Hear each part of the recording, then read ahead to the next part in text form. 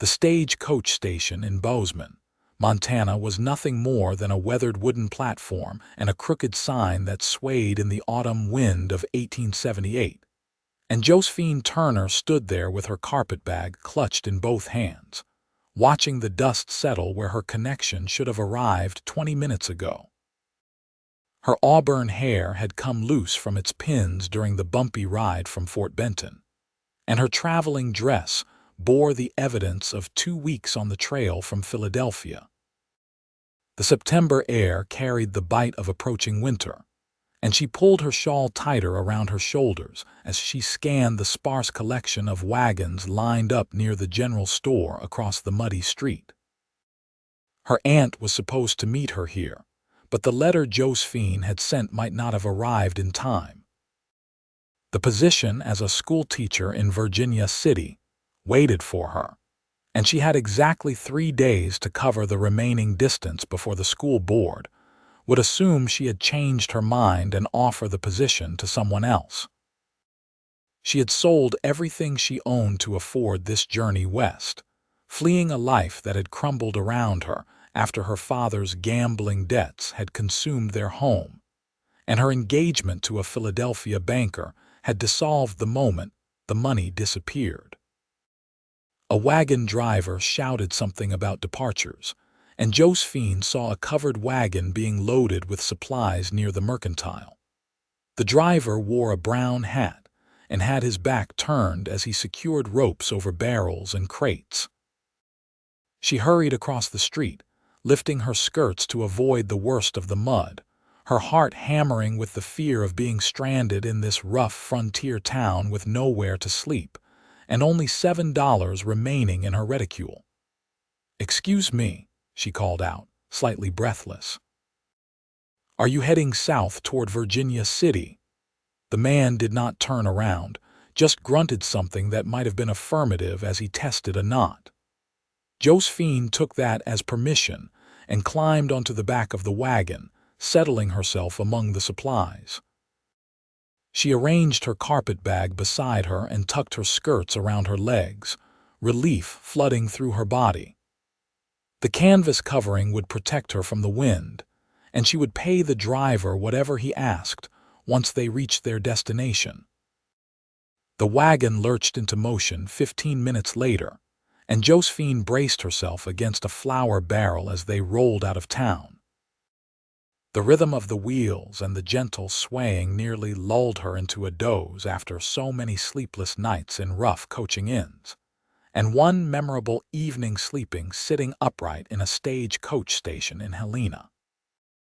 It was not until the sun had climbed higher in the sky and the wagon pulled to a stop near a stream that Josephine realized something was terribly wrong.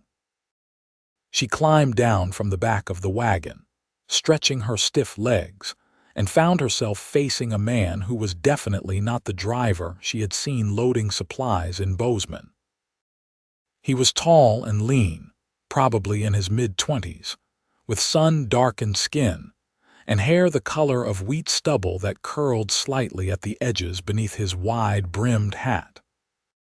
His eyes were an unexpected shade of blue-gray, like storm clouds over the mountains, and they widened slightly as he took in her appearance. He wore dusty trail clothes and a gun belt slung low on his hips, and there was something about the easy way he carried himself that spoke of years spent in the saddle. "Well now," he said slowly, and the corner of his mouth lifted in a smile that transformed his entire face from merely handsome to something that made Josephine's stomach flip unexpectedly. "I thought I was hauling flour and coffee beans, but it appears I picked up something considerably more interesting." Josephine felt heat flood her cheeks. "I am so sorry. I thought this wagon was going to Virginia City.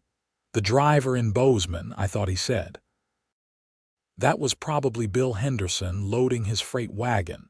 Mine was parked right next to his." The cowboy pushed his hat back slightly, studying her with an expression that mixed amusement with something else she could not quite identify.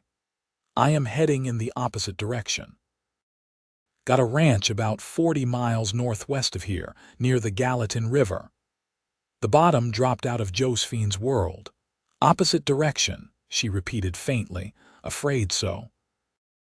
He walked to the stream and knelt to fill his canteen, moving with the unconscious grace of someone completely at home in the wilderness. But I have got to say, in all my years of ranching, this is the best wrong turn ever made. Name is William Fletcher, but most folks call me Will. Josephine wanted to sink into the ground. She had just cost herself any chance of reaching Virginia City on time, had probably lost the teaching position, and was now stranded in the middle of the Montana Territory with a complete stranger.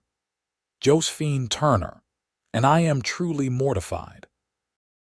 If you could just take me back to Bozeman. That would put me a full day behind schedule, and I've got cattle that need tending and a horse with a bad shoe that I need to get to my farrier. Will straightened, capping his canteen. Tell you what, though. You are welcome to come to the ranch, rest up for a night, and I will make sure you get back to Bozeman tomorrow with one of my men who is heading that direction. Best I can offer. It was not ideal, but Josephine could see no other option unless she wanted to try walking back alone through country she did not know. I accept your kind offer, Mr. Fletcher, and I will pay you for the trouble. No need for that. He gestured toward the stream. Water is fresh if you want to fill your canteen. We have got another few hours of travel ahead of us. They spoke little for the next stretch of the journey, but Josephine found herself stealing glances at Will Fletcher as he drove the wagon. He handled the reins with casual competence, and he pointed out landmarks as they passed, explaining the terrain with genuine affection for this wild, beautiful country. The mountains rose in the distance like sleeping giants, their peaks already dusted with early snow, and the grasslands stretched out in rolling waves of gold and amber. How long have you been ranching here? Josephine asked, finally breaking the comfortable silence that had settled between them. 5 years this November. Came out from Wyoming after my father died. He left me enough money to buy a small spread and some cattle. Will's expression grew thoughtful. It was not much at first, just a cabin and about 200 acres, but I have been building it up. Got close to 1,000 head now and 3 good men working for me. You have family here. My sister Rachel lives in Bozeman with her husband. He runs the feed store there.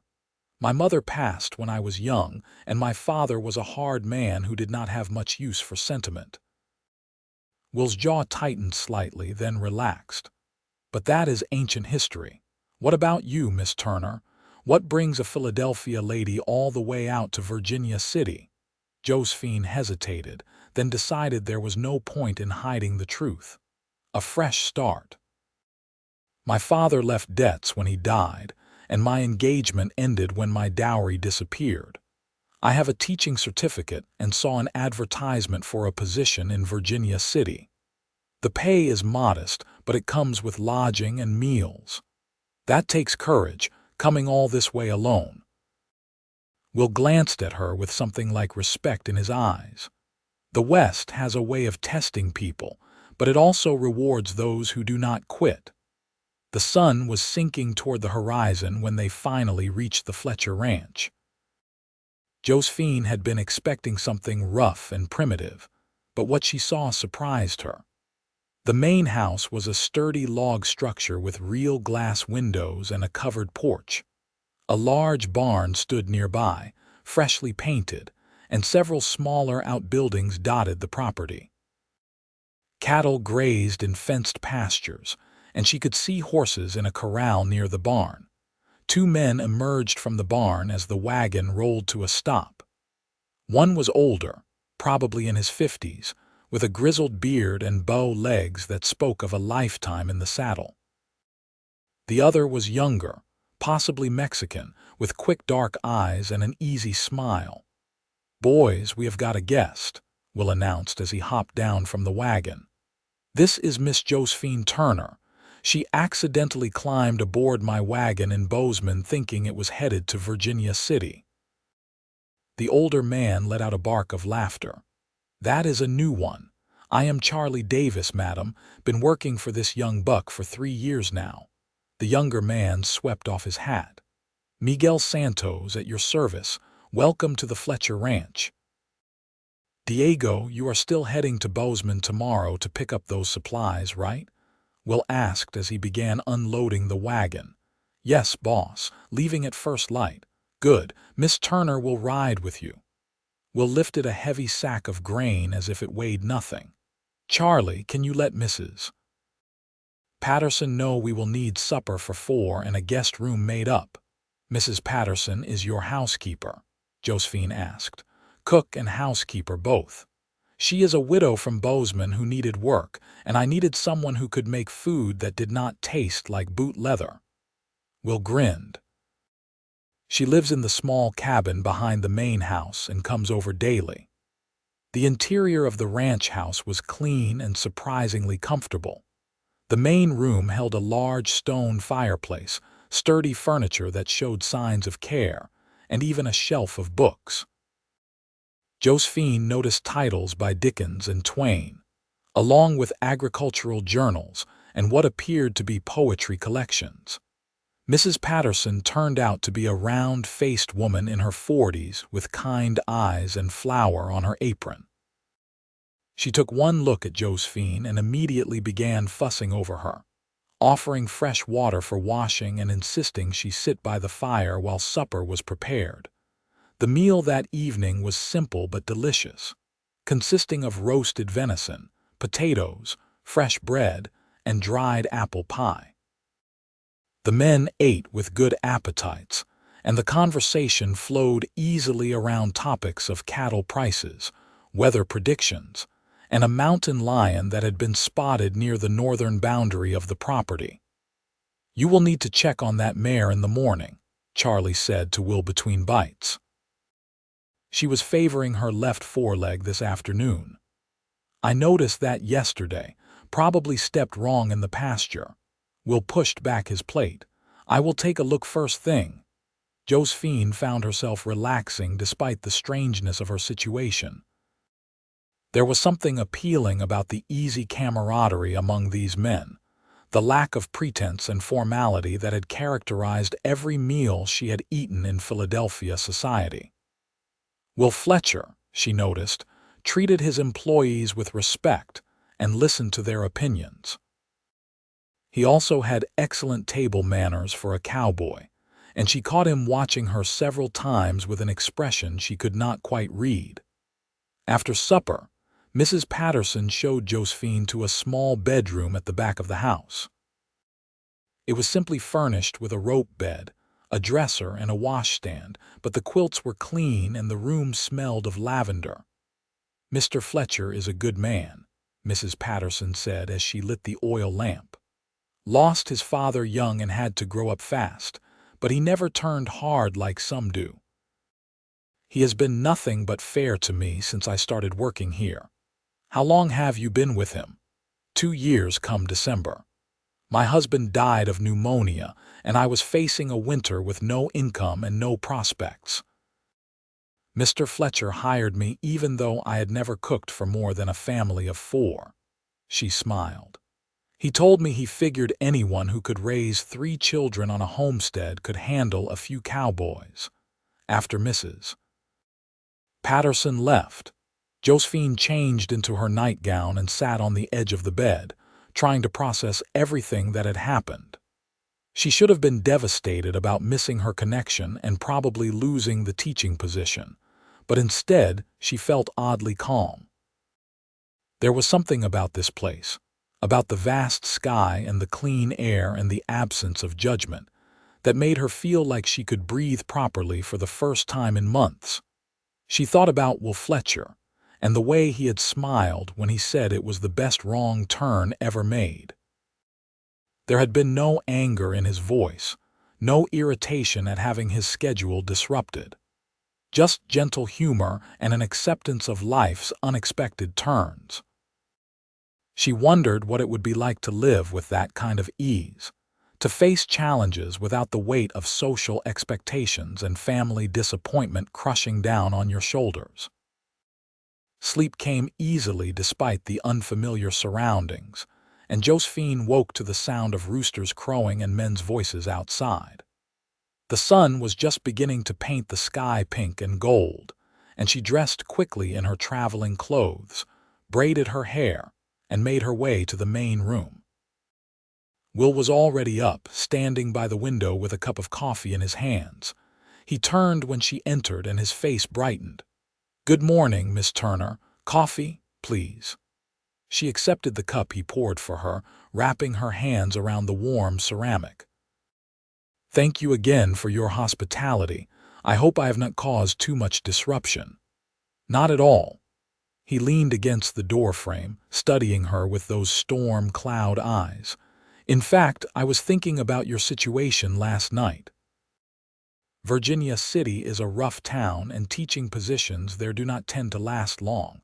The school board is known for being difficult. I am aware of the challenges." Josephine lifted her chin slightly. "But I have few other options." "What if you did?" Will set down his cup and crossed his arms. "Bozeman is growing fast. They are always looking for educated people to teach the children there. The pay might not be as high, but the town is more established, safer. My sister Rachel knows most of the families and could introduce you around." Josephine felt her heart skip. "That is very kind, but I could not impose further on your generosity." "It is not an imposition. It is a practical solution." He smiled, and there was a warmth in it that made her stomach flutter. "Besides, it would give you a chance to see more of Montana before you commit to Virginia City. Diego can take you to Bozeman as planned, and I will ride in tomorrow to introduce you to Rachel. She will help you get situated." The offer was far more than Josephine had any right to expect, but she found herself wanting to accept. Something about this place, about this man, made her want to stay in the area rather than continue south to an uncertain future in a rough mining town. "I accept," she said quietly. "Thank you, Mr. Fletcher." "Will," he corrected gently. "I think we are past formalities, given that you did stow away in my wagon." She could not help but laugh. "Then you must call me Josephine. Miguel brought the wagon around after breakfast and will help Josephine climb up onto the seat." His hands were strong and warm through her sleeves, and she was acutely aware of his proximity as he made sure she was settled. "I will see you tomorrow in Bozeman," he said, looking up at her with an expression that made her breath catch. "Rachel's house is the yellow one on Main Street, next to the feed store. You cannot miss it." The ride to Bozeman took most of the morning, and Miguel proved to be excellent company. He told her about coming to Montana from New Mexico, about learning the cattle business from Charlie, and about his dreams of eventually having his own small ranch.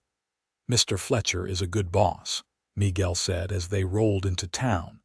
"He treats us fair and pays on time.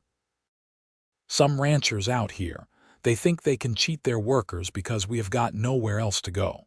Not Will. He is honest."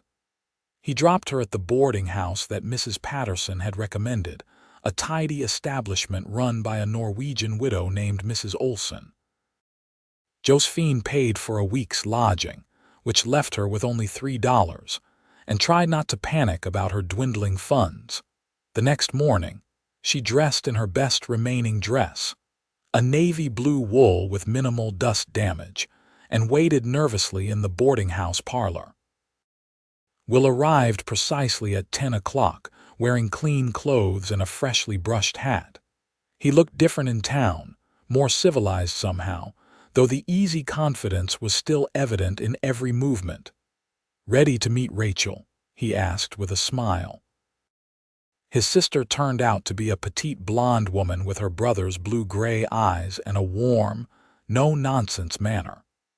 She welcomed Josephine into her comfortable home, served tea and fresh cookies, and listened intently as Josephine explained her situation.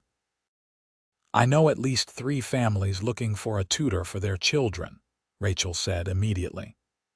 "The school here has one teacher for over 40 students, and the wealthier families want something more personal. You would not have the security of a school position, but you could make decent money and set your own schedule." "That sounds wonderful," Josephine said, relief washing over her. "I would be grateful for any introductions you could provide." Rachel glanced at her brother with a knowing look that made Will shift slightly in his chair. "Why do I get the feeling this is about more than just helping a stranger who climbed into the wrong wagon?" "Because you are entirely too observant for your own good," Will muttered, but he was smiling. By the end of the day, Rachel had introduced Josephine to 4 families, and she had secured commitments for regular tutoring sessions with 3 of them. The income would be enough to cover her boarding and basic expenses, with a little left over. It was not the grand, fresh start she had envisioned, but it was honest work and a real chance to build something. Will insisted on buying her supper at the hotel restaurant before he headed back to the ranch.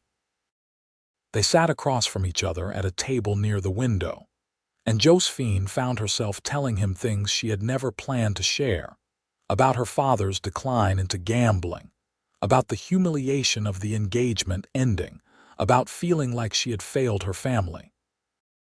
"You did not fail anyone," Will said firmly. "You are here, are you not, making a new life, using your skills to support yourself. That takes more courage than staying in Philadelphia and accepting whatever scraps of charity your former social circle might have offered. Is that what you did when you came here? Made a new life, in a way. I never fit in Wyoming. My father wanted me to be something I was not, harder and meaner. When he died, I realized I could finally choose my own path." Will's expression grew thoughtful. "The ranch is not just land and cattle to me. It is proof that I can build something good, something lasting." They talked until the restaurant began to close, and when Will finally walked her back to the boarding house, Josephine found herself wishing the evening did not have to end. He stood on the porch with his hat in his hands, the lamplight from the window casting shadows across his face. "I know you just got here and you have got a lot to figure out," he said slowly, "but I would like to see you again, if that is something you might be interested in." Josephine's heart hammered. "I would like that very much." His smile was like sunrise. "There is a church social next Saturday. Would you let me escort you?" "Yes." The week that followed was the busiest Josephine had experienced since arriving in Montana. She threw herself into tutoring, quickly developing lesson plans tailored to each child's needs and abilities.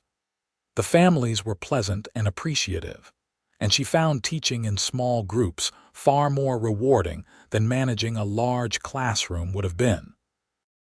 Rachel became a fast friend, stopping by the boarding house several times to check on her and invite her to tea.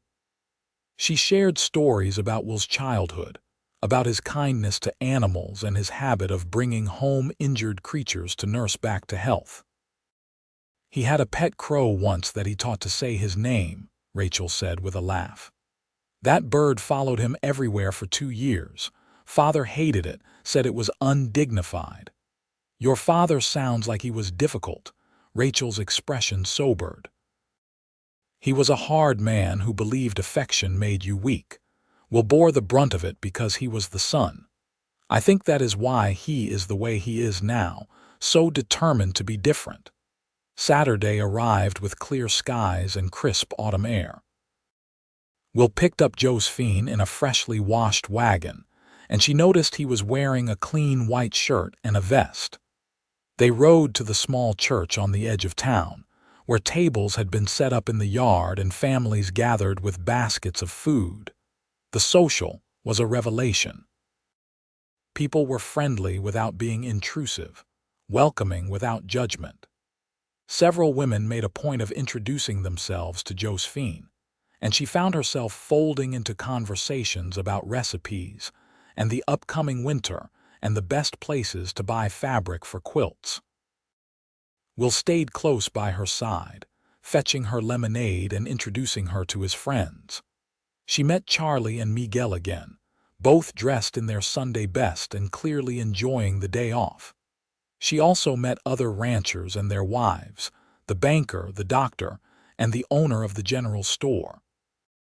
"You fit in here," Will said quietly as they stood watching children play a game of tag near the church steps. "I can see it in the way people respond to you. You belong in Montana." "I think I might," Josephine admitted. "It is nothing like Philadelphia, but that is not a bad thing." They stayed until the sun began to set, and Will drove her back to the boarding house in the golden light of evening. This time when they said goodbye on the porch, he took her hand and held it gently. "I meant what I said in the wagon that first day," he said. "Best wrong turn ever made." "I am grateful fate brought you to my doorstep, Josephine." She squeezed his fingers. "So am I." The courtship that followed was unlike anything Josephine had experienced in Philadelphia. There were no formal calling cards or chaperoned parlor visits. Instead, Will would ride into town after finishing his work and meet her for walks along the creek or suppers at the hotel.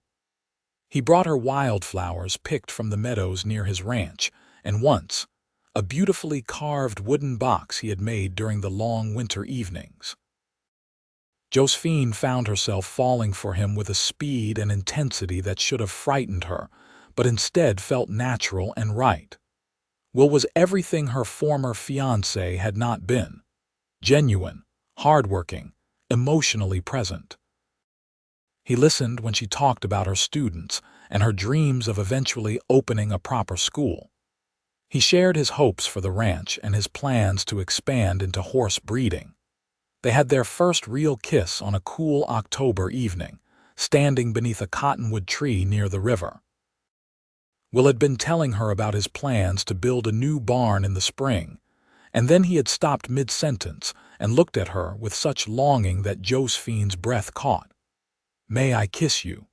he asked quietly. She answered by rising on her toes and pressing her lips to his. The kiss was gentle at first, tentative, and then it deepened into something that made her pulse race and her knees weaken. When they finally pulled apart, Will rested his forehead against hers. "I am in love with you," he said simply. "I know it has only been a few weeks, but I have never been more certain of anything." "I love you too," Josephine whispered. "It terrifies me how much." "Why terrifying?" "Because I lost everything once before. I am afraid of losing you." Will cupped her face in his hands, his callous thumbs gentle against her cheeks. "You will not lose me. I am not going anywhere, and neither are you. We are building something together, Josephine, something real and lasting." October turned into November, and the first snows began to dust the mountains. Will asked Josephine to come to the ranch for Thanksgiving, and she accepted eagerly. Rachel and her husband Thomas were also invited, and Mrs. Patterson outdid herself preparing a feast of roasted turkey, sweet potatoes, cranberry sauce, and 3 kinds of pie. The day was warm and filled with laughter. Thomas turned out to be a jovial man with a talent for storytelling, and he kept everyone entertained with tales of mishaps at the feed store. Charlie and Miguel joined them for dinner, and Josephine noticed how Will treated them like family rather than employees. After the meal, Will asked Josephine to walk with him to the barn. The air was cold but still, and their breath formed clouds in the fading afternoon light. Inside the barn, a black mare was nursing a foal that could not have been more than a few days old. "Born on Monday," Will said, leaning against the stall door. "Perfect little filly. I have been waiting for this bloodline for 2 years." Josephine watched the foal wobble on unsteady legs, her heart swelling with affection for this man who cared so deeply about his animals. "She is beautiful." I want to show you something else." Will led her to the back of the barn, where a ladder led to a loft. He climbed up first, then helped her up behind him. The loft was filled with sweet-smelling hay, and a small window looked out over the pastures toward the mountains. But what caught Josephine's attention was the wooden rocking chair that sat near the window, clearly newly made. "I built this," Will said, sounding nervous for the first time since she had known him. "Been working on it in the evenings. I thought, if things work out the way I hope, it might be useful someday, for our children." Josephine turned to look at him, her heart in her throat. Will took both her hands in his. "I know it is fast, and I know you came out here for a teaching position, not to fall in love with a cowboy. But I cannot imagine my life without you in it anymore. You make everything better, brighter. Josephine Turner, would you do me the honor of becoming my wife?" She was crying and laughing at the same time. "Yes, yes, absolutely yes." He kissed her then, deep and thorough, and Josephine felt like every wrong turn and every disappointment had been leading her exactly here, to this moment, to this man. They were married in the Bozeman church on a snowy day in late December. Rachel stood up as her matron of honor, and Charlie served as Will's best man. Mrs. Patterson cried through the entire ceremony, and Miguel played guitar at the reception that followed. Josephine wore a dress that Rachel had helped her make from ivory silk, and Will wore a new suit that was slightly too tight in the shoulders. When the minister pronounced them husband and wife, Will dipped her in a kiss that made the gathered crowd cheer and whistle. The ranch became Josephine's home, and she settled into her new life with surprising ease. She continued tutoring several days a week, making the trip into Bozeman in the wagon Will had given her as a wedding gift. But her favorite days were the ones spent at the ranch, working alongside Will to build their future. She learned to ride horses and helped with the spring calving. She planted a vegetable garden and learned to can preserves. She discovered she had a talent for keeping the ranch accounts, and she took over the bookkeeping from Will, who admitted with relief that numbers had never been his strong suit. Their first winter together was harsh, with blizzards that lasted for days and temperatures that dropped below zero. But the ranch house was warm and solid, and Josephine learned the particular pleasure of spending evenings by the fire with her husband, reading aloud or playing cards or simply talking about their plans for the coming spring. By the time the snow melted and the first wildflowers appeared in the meadows, Josephine discovered she was pregnant. Will's joy was boundless and slightly terrifying in its intensity. He became absurdly protective, insisting she avoid any strenuous work and fussing over her like she was made of glass. "I am pregnant, not dying," Josephine said with exasperation after he insisted she sit down instead of hanging laundry. "Women have been doing this for thousands of years." "Not my woman carrying my child," Will countered. "Let me fuss. It makes me feel useful."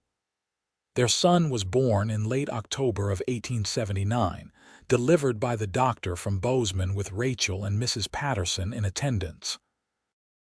The labor was long and difficult, and there were moments when Josephine was certain she could not endure another minute. But then she heard the baby's first cry and Will's face when he held their son for the first time, and nothing else mattered. They named him Henry Thomas Fletcher, after Josephine's father and Will's brother-in-law.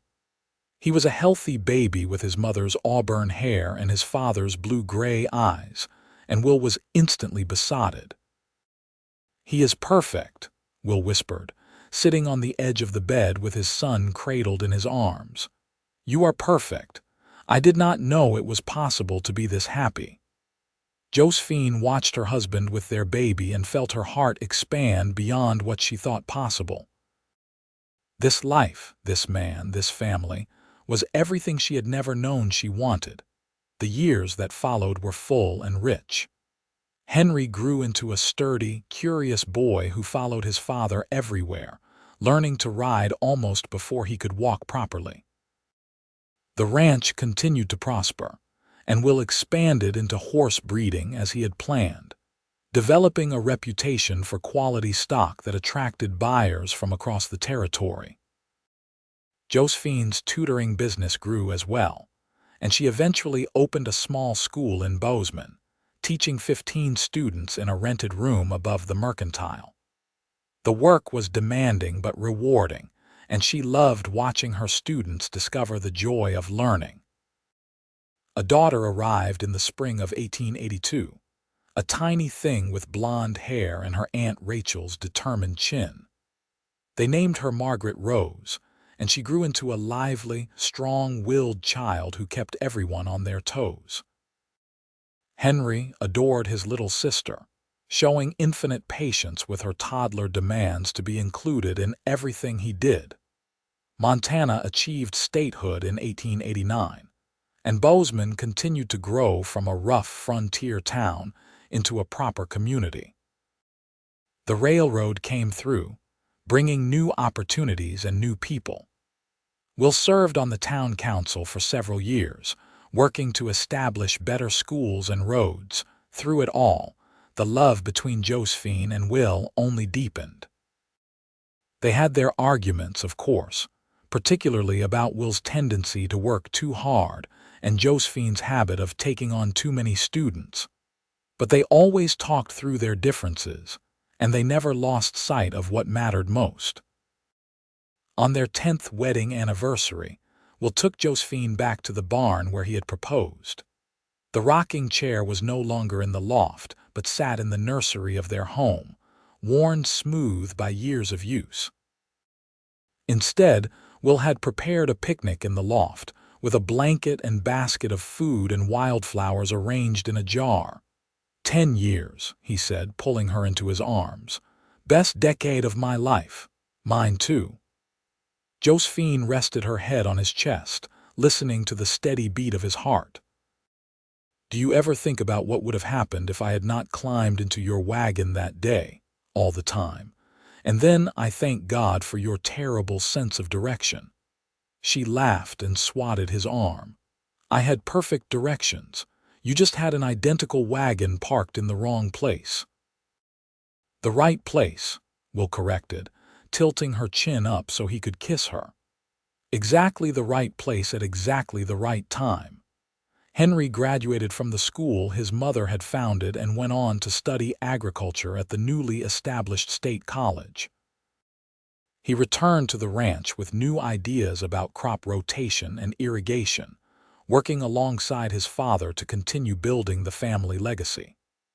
Margaret showed no interest in ranching, instead developing a passion for medicine that led her to become one of the first female doctors in Montana.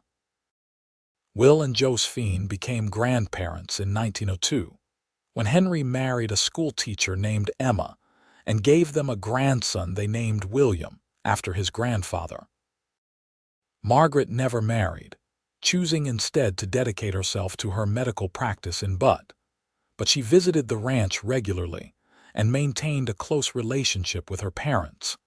As the new century dawned, Will began to slow down, letting Henry take on more of the daily operation of the ranch. But he never lost his love for the land or his animals, and he could still be found most mornings checking on the horses or walking the fence lines with his dogs trotting at his heels. Josephine continued teaching until she was well into her 60s, finally retiring when arthritis made it difficult to write on the chalkboard. But she remained active in the community, serving on the library board and organizing women's suffrage meetings that made Will both proud and slightly nervous when they got too rowdy. They celebrated their 40th wedding anniversary surrounded by family and friends, the ranch house filled with laughter and music, and the sweet chaos of grandchildren running through the rooms. Will made a toast that brought tears to everyone's eyes. 40 years ago, a beautiful woman with terrible navigation skills climbed into my wagon, he said, his voice still strong despite his silver hair. I took one look at her and knew my life would never be the same. I was right. Josephine, you have made every single day an adventure. You have given me children and grandchildren, built schools and shaped young minds, and stood beside me through drought and blizzard, and every challenge life could throw at us. You are still the best wrong turn ever made.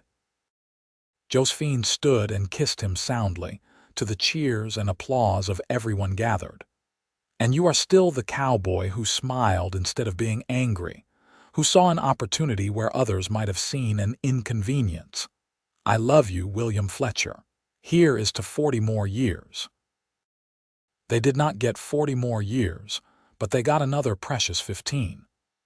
Will passed away in the winter of 1934, dying peacefully in his sleep at the age of 80. Josephine held his hand as he took his last breath, whispering all the things she loved about him, thanking him for a life beyond anything she could have imagined. That day, she climbed into the wrong wagon. She lived another 6 years, spending her final seasons at the ranch she had helped build, surrounded by children and grandchildren and great-grandchildren.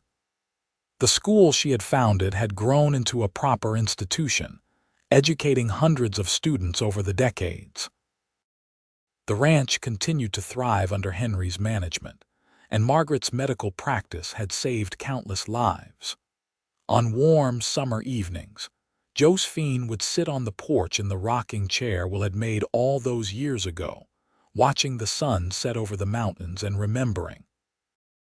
She would think about Philadelphia and the life she had fled, about the terrified young woman who had boarded the wrong wagon, about the cowboy who had smiled and changed everything. She had come west looking for a teaching position and a fresh start.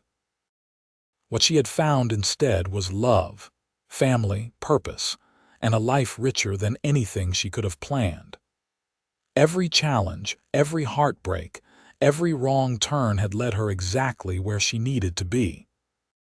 When Josephine passed away in the spring of 1940 at the age of 82, the entire town of Bozeman turned out for her funeral. Former students spoke about the teacher who had believed in them. Women talked about her tireless work for suffrage and education. Her children and grandchildren shared stories of her strength, her humor, and her unwavering love. They buried her beside Will on a hillside overlooking the ranch, beneath a sky so vast and blue it seemed to stretch into forever. The headstone read simply, Josephine Turner Fletcher, 1857–1940.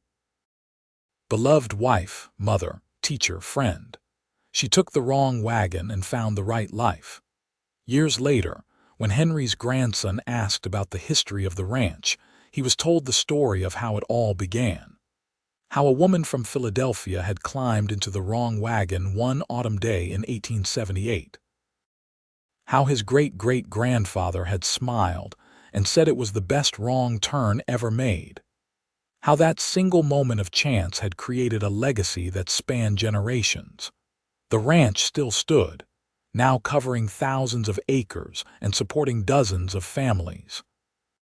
The school Josephine had founded had become a cornerstone of the community, educating children who would go on to be teachers, doctors, ranchers, and leaders. The love story that had started with a simple mistake had rippled outward, touching hundreds of lives in ways large and small. Because sometimes the wrong turn is exactly the right path. Sometimes getting lost is how you find your way home. And sometimes the best things in life happen when you take a chance, climb into an unknown wagon, and trust that the journey will lead you exactly where you are meant to be. The Montana sky stretched wide and endless over the Fletcher Ranch, just as it had that first day when Josephine had arrived unexpected and unplanned. The mountains still stood sentinel in the distance, and the Gallatin River still flowed through the valley. The land remained, constant and enduring, a testament to the people who had loved it and each other. And if you listened carefully on quiet evenings, when the wind whispered through the grass, and the last light painted the clouds gold and amber.